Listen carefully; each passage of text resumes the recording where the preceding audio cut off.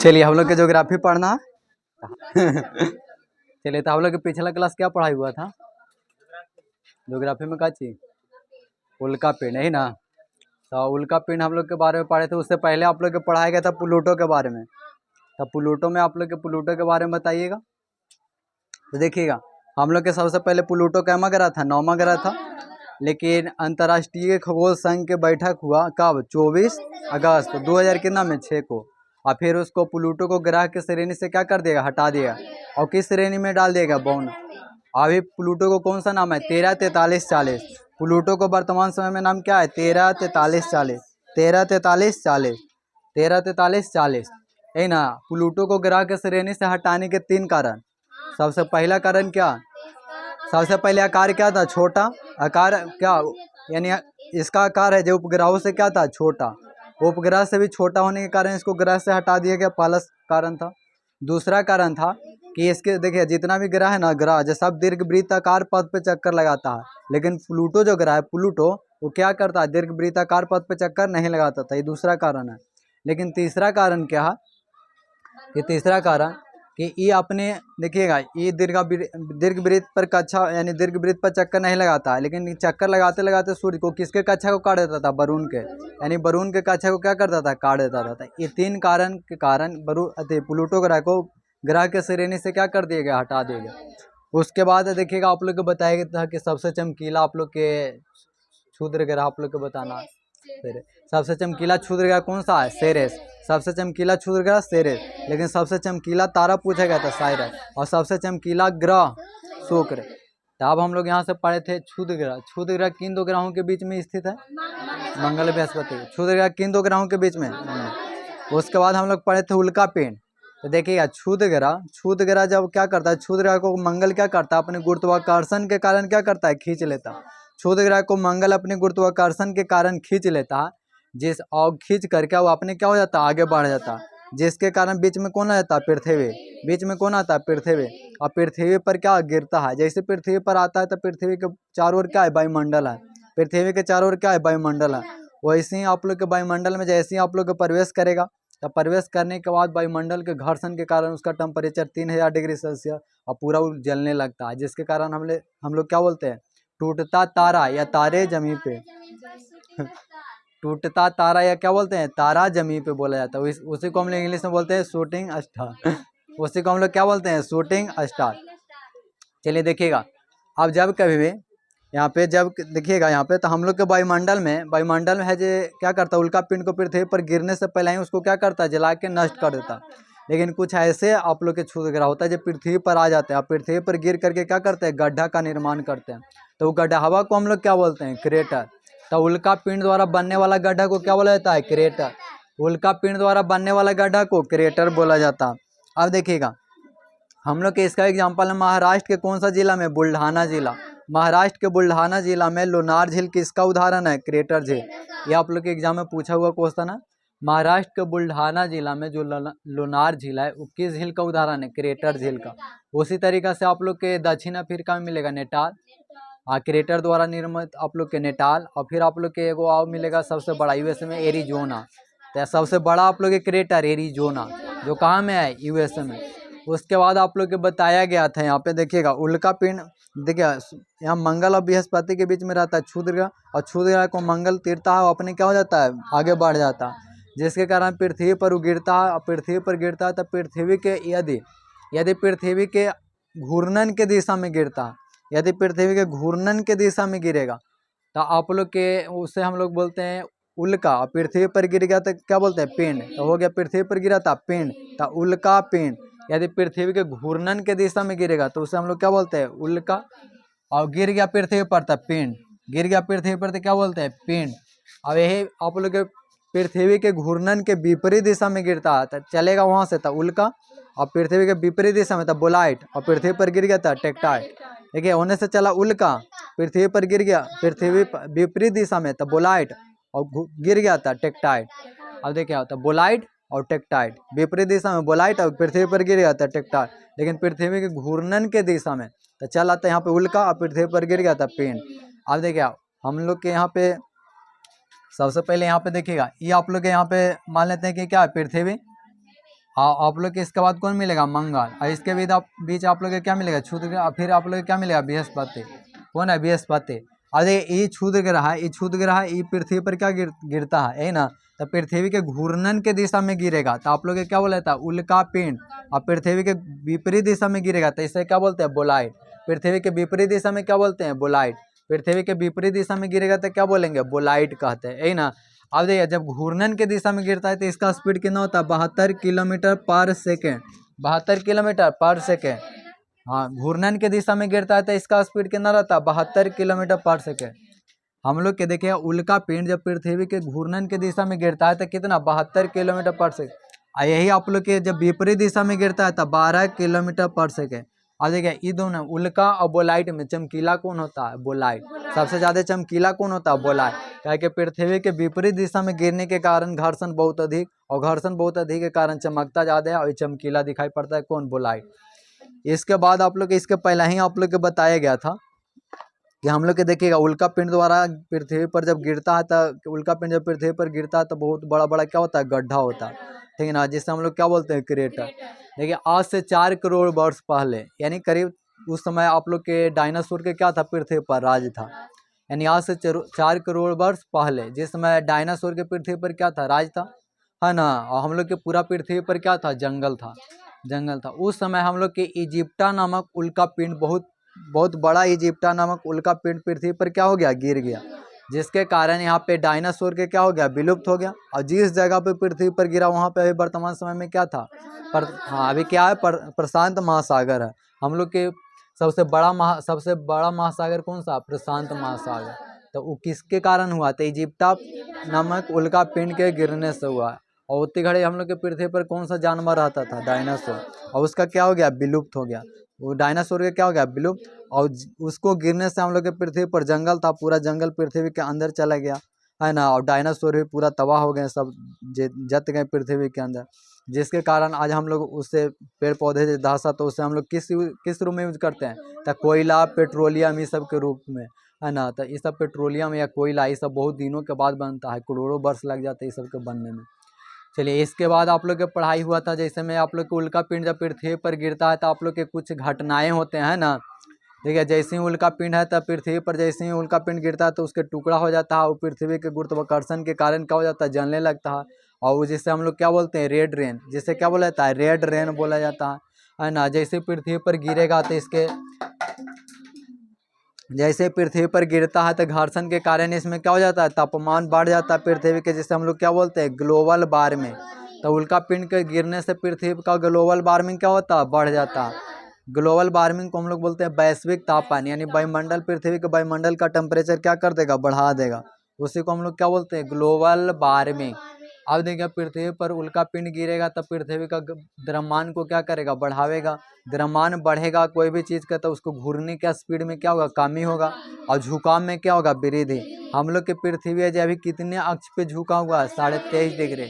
लेकिन आज से करीब कितना वर्ष पहले, 900 मिलियन वर्ष पहले, आज से करीब 900 मिलियन वर्ष पहले हम लोग के पृथ्वी है जो कितनी देरी में पृथ्वी अपने अक्ष पर घूर्णन कर लेता था, 18 घंटा में। आज से करीब कितना वर्ष पहले, 9 मिलियन वर्ष पहले, 900 मिलियन वर्ष पहले हम लोग के जो पृथ्वी है अपने घूर्णन करने में कितना समय लेता था, 18 मिलियन वर्ष, अरे सॉरी 18 वर्ष लेता था।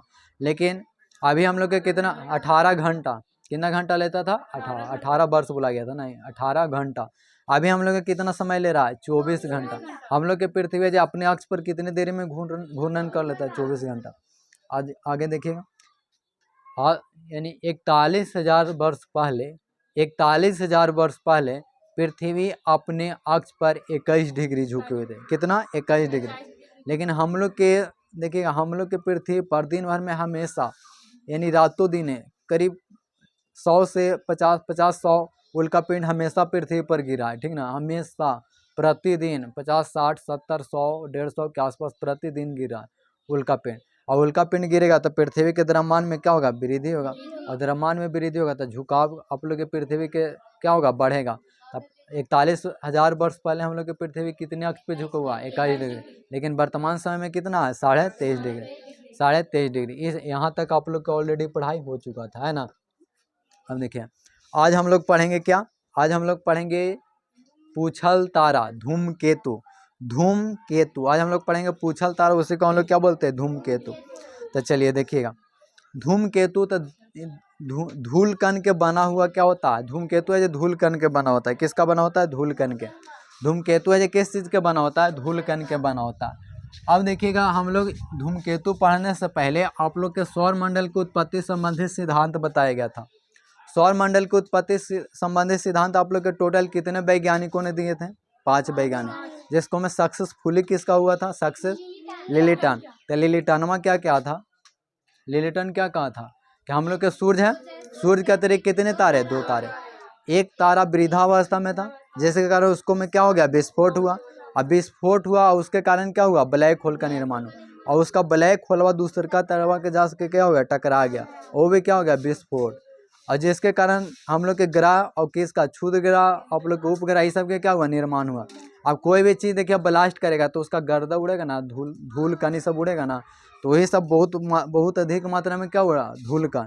और वही धूल कण सब इकट्ठा होके, धूल कण सब इकट्ठा होके गुब्बारा के समान, यानी बैलून के समान आकार एक जगह इकट्ठा हो गया, बैलून के समान ले लिया, ठीक है ना। उसी को हम लोग क्या बोलते हैं, पूछल तारा, या उसी को क्या बोलते हैं, धूमकेतु।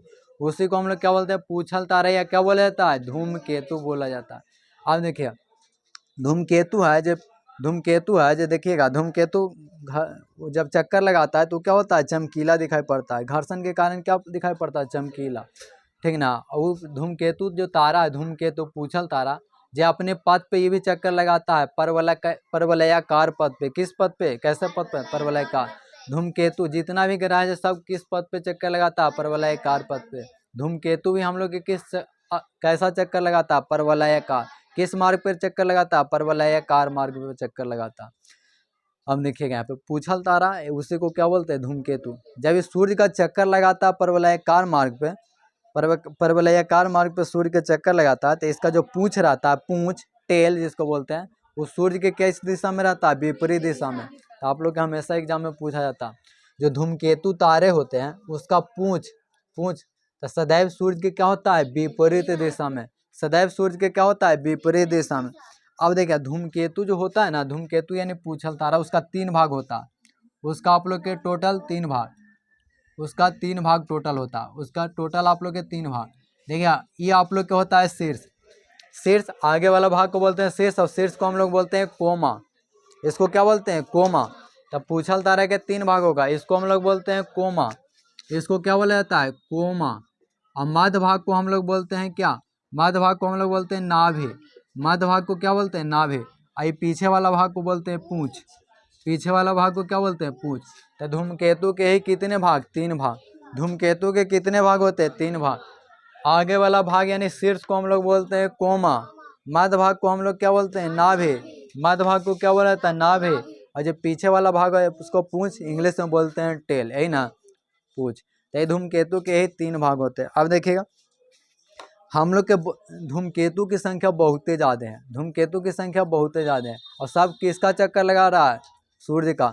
सब किसका चक्कर, सूर्य का। और कैसे पथ पे, परवलयाकार। लेकिन एक दूसरे के देखिएगा, कभी भी ग्रह के कक्षा को नहीं काटता, एक दूसरे के ऊपर नीचे परवलयाकार पथ पे क्या करते हैं, चक्कर लगाते हैं। परवलयाकार पथ पे क्या लगाते हैं, चक्कर लगाते हैं।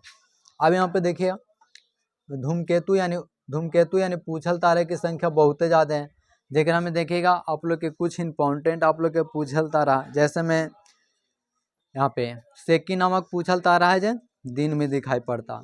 सेकी नामक पूछल तारा दिन में दिखाई पड़ता, दिन में दिखाई पड़ने वाला तारा पूछल तारा सेकी। तो दिन में दिखाई पड़ने वाला पूछल तारा आप लोग के पूछेगा सेकी। तो सेकी नामक पूछल तारा है जो दिन में दिखाई पड़ता। जबकि एरकी नामक पूछल तारा जो 3 साल पर दिखाई पड़ता। तो 3 साल पर दिखाई देने वाला पूछल तारा एरकी नामक पूछल तारा है जो कितने वर्षों पे, 3 साल। एरकी नामक पूछल तारा है जो 3 साल पर दिखा। जबकि काहुतेक नामक पूछल तारा है 7600 वर्ष पे दिखाई पड़ता। काहुतेक नामक पूछल तारा 7600 वर्ष पे।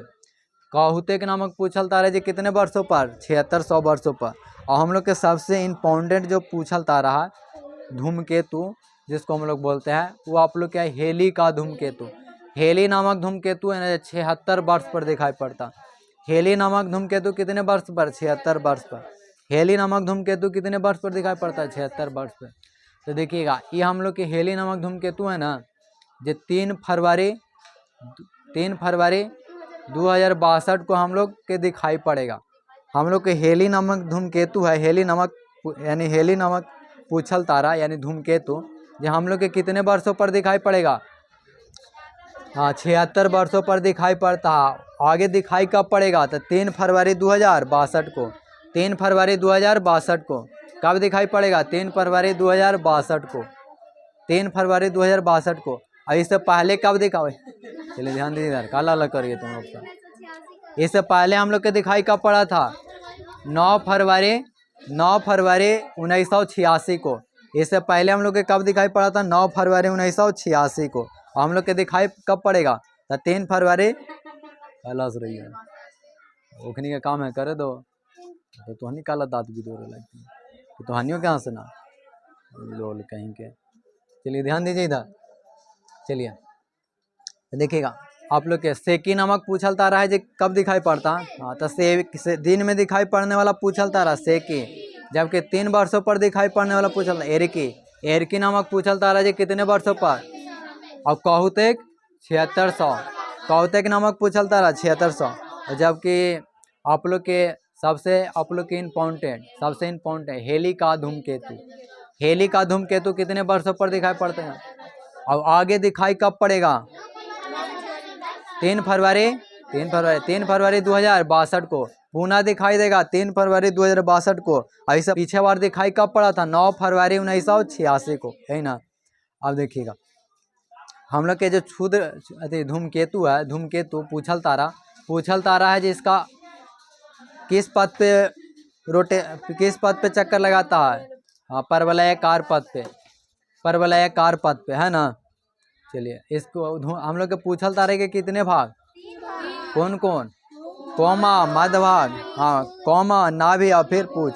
कौमा, नाभि और फिर क्या? पूछ। यही 3 भाग होता। अब देखिए, तो आप लोग के पूछल तारा इतना इम्पोर्टेंट था, ठीक ना, जगह में सेकी है जो दिन में दिखाई पड़ता है, सेकी नामक पूछल तारा दिन में। एर के 3 वर्ष पे। कौतेक 86 वर्ष पे। हाँ, 76। कौतेक है जो 7600 वर्ष पे। कौतेक कितने वर्ष पे? 7600। और हेली का धूमकेतु सबसे ज़्यादा इम्पोर्टेंट है, 76 वर्ष पे। 76 वर्ष पे जब पूछल तारा है जो सूर्य का परिक्रमा करता है, तो उसका पूंछ किस डायरेक्शन में रहता है? सूर्य के विपरीत डायरेक्शन। सूर्य के किस डायरेक्शन में? अरे साहब का पूंछ क्या रहता है? पीछे ना, तो उसका पूंछ पीछे ना रहेगा, सूर्य के विपरीत डायरेक्शन में रहेगा। अब यहाँ पे समझिएगा, यहाँ पे अब देखिए, पूछल तारे के बाद आप लोग के 2 चीज़ें यहाँ पे समझना। एक आप लोग के समझना परिक्रमण, एक आप लोग के समझना परिभ्रमण। एक आप लोग के समझना परिक्रमण, एक आप लोग के समझना परिभ्रमण। परिक्रमण और एक परिभ्रमण।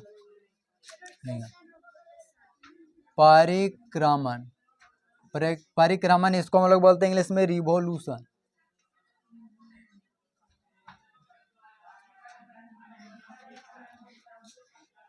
रिवोल्यूशन।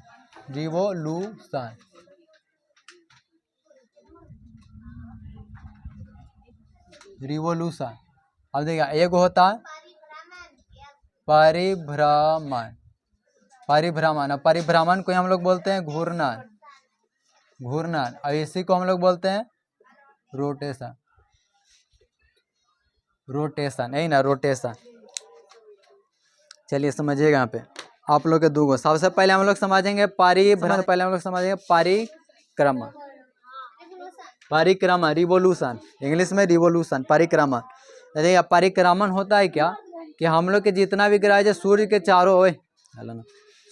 चारों ओर जितना भी ग्रह चक्कर लगाता है, उसको हम लोग क्या बोलते हैं? परिक्रमण। तो जितना भी ग्रह है सूर्य के चक्कर लगाता है, उससे हम लोग क्या बोलेंगे? परिक्रमण। जैसे कि समझने के लिए, जैसे शादी ब्याह होता है, तो अग्नि के चारों ओर 7 गो फेरा लिया जाता है। अग्नि के चारों ओर 7 फेरा लिया जाता है, तो उसको हम लोग क्या बोलते हैं? परिक्रमण। उसका हम लोग क्या बोलेंगे? परिक्रमण, रिवोल्यूशन। यानी अग्नि के, अरे शादी ब्याह होता है तो 7 गो फेरा ना लेता है, लड़का लड़की दोनों को गेठी जोड़ के अब 7 फेरा लिया जाता है, तो ओकरे बोलते हैं क्या? परिक्रमण। और जबकि अपने आँख पर ऐसे ऐसे गोले गोले घूर जाइएगा तो क्या होगा? परिभ्रमण। अपने अक्ष पर, उसको परिभ्रमण के घूर्णन बोलिए, ज़्यादा समझ में आया। घूरना तो अपने अक्षों पर घूर जाना।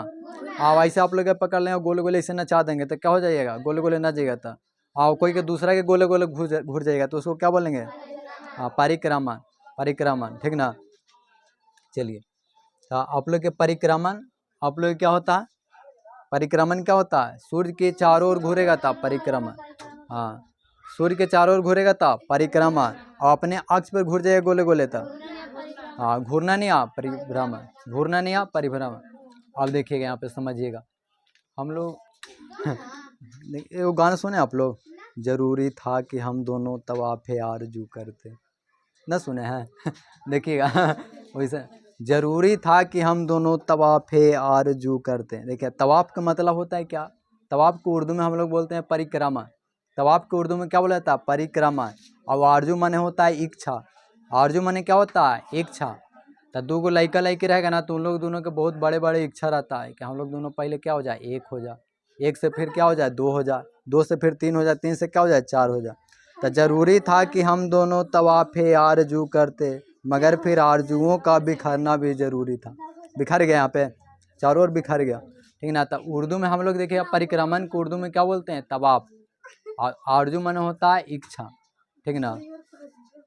अब देखिएगा यहाँ पे हम लोग के दिन और रात के घटना होता है, वो किसके कारण होता है, घूर्णन के कारण। दिन और रात के घटना किसके कारण, घूर्णन के कारण, दिन और रात। हाँ, जबकि मौसम परिवर्तन आप लोग किसके कारण, परिक्रमण के कारण। अब इसको परिक्रमण से आप लोग को होगा तो ये हम लोग नेक्स्ट क्लास आगे पढ़ेंगे, ठीक ना। बोलो नेक्स्ट क्लास।